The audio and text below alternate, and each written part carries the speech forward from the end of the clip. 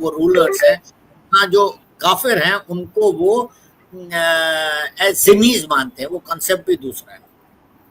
लेकिन जिस जगह पर इस्लाम रूल नहीं कर रहा है, लेट्स से हमारा इंडिया, तो वहां पर हर मुसलमान जो है कोशिश करेगा इसको दारुल हरब से दारुल इस्लाम बनाने के लिए, क्योंकि इसमें आप पॉलिटिक्स आ गई काफी सारा, क्योंकि आप पॉलिटिकली ही, आप हिंदुस्तान में डेमोक्रेसी है और आपने देखा होगा हर जगह पर जहां डेमोक्रेसी है उसी का इस्तेमाल किया जाता है रेडिकल एलिमेंट्स के द्वारा, उसी की जो स्ट्रेंथ है उसी को वीकनेस में तब्दील किया जाता है। सो अगर यहाँ पर भारत के अंदर इनको दारुल इस्लाम बनाना है तो वोट मिलने चाहिए ज्यादा,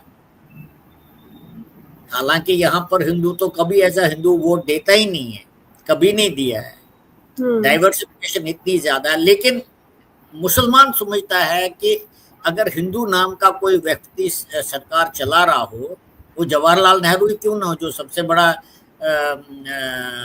दोस्त था इस्लामिस्ट का, या राहुल गांधी क्यों ना हो, लेकिन इस्लामिक नहीं है। तो इसको इस्लामिक बनाने के लिए अभी आपको क्या करना है, आपको ज्यादा से ज्यादा प्रोसेलिटाइजेशन करनी पड़ेगी, कन्वर्शन करना पड़ेगा।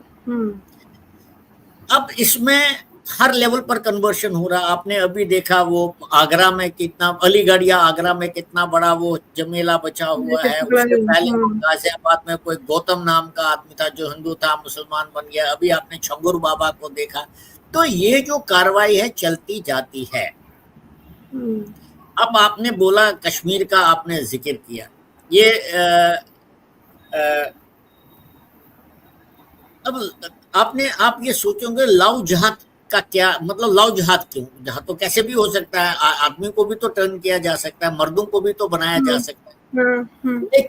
लेकिन ये जो ये चलाते हैं ना, ये इसमें विदेशी फंड्स आते हैं, काफी सारा पैसा। आपने जो छंगुर बाबा का जो आजकल आ रहा है उसे देखा होगा, कितना सारा पैसा, हजारों करोड़ रुपया आता है इस काम के लिए कि आप प्रोजेक्टाइज कीजिए, आप कन्वर्शन कर दिए। तो ये देखते हैं, ऐसा नहीं कि ये सडनली हो रहा है, सुनियोजित चाल के मुताबिक इस काम को आगे बढ़ाया जाता है। फंड रेजर्स होते हैं, फंड डिस्ट्रीब्यूटर्स होते हैं, प्रॉक्सीज होती हैं, फिर वो अपने हर इलाके में अपने आदमी भेज, लेकिन प्रॉपर ऑर्गेनाइजेशन। अब let's take this specific case of love jihad. हमने इसका नाम दिया है लव जिहाद। तो मुस्लिम इसको किस नाम से बोलते हैं उसका ज्यादा मतलब नहीं है, क्योंकि ये भी एक प्रकार से जिहाद है, स्ट्रगल है, striving in the name of Allah है।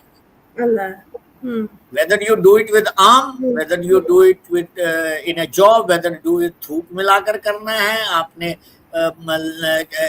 तलवार उठाकर करना है, आपने AK-47 उठाना है, या दूसरे तरीके, तो कई सारे तरीके इस्तेमाल होते हैं।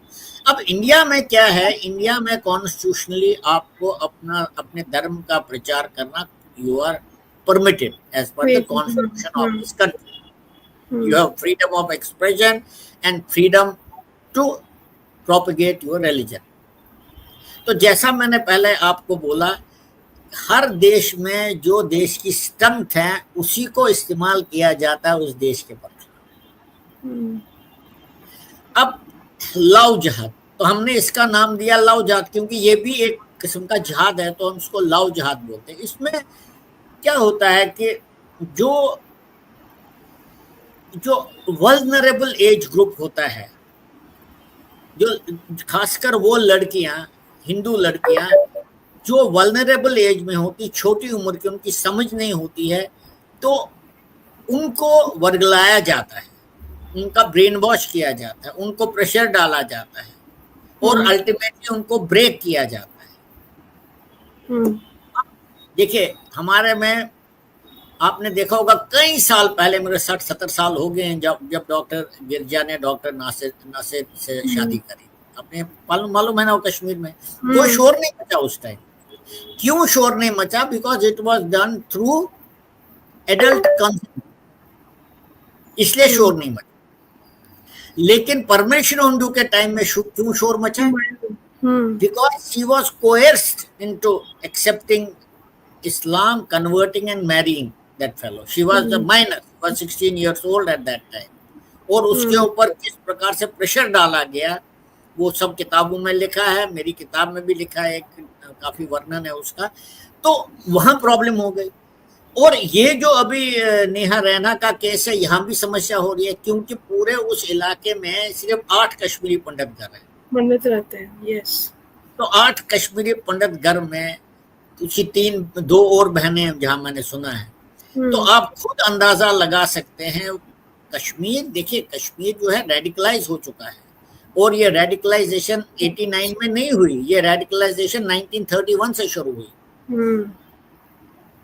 13 जुलाई को जो हुआ तब से, उससे पहले तकरीबन 1930 से रेडिकलाइजेशन हुई। और इसका एपोजी मतलब टॉप पॉइंट जो था इसका 89-90 था। और जब सब कुछ तैयार था तो पाकिस्तान ने बोला कि ये एक टाइम है इस्लामिक जिहाद करके कश्मीर को छीनने का। और मैं आपको ये भी बताना चाहता हूँ कि उस टाइम जब ये शुरू हुआ, उस टाइम तो JKLF ही था सारा, बाकी तो पाकिस्तान तो एक भी नहीं था। उनके हथियार थे, उनके शायद एक आधा कमांडर भी होगा, आइडियोलॉग्स थे उनके प्रॉक्सी से, लेकिन जिन्होंने हथियार उठाया वो तो सब कश्मीरी थे।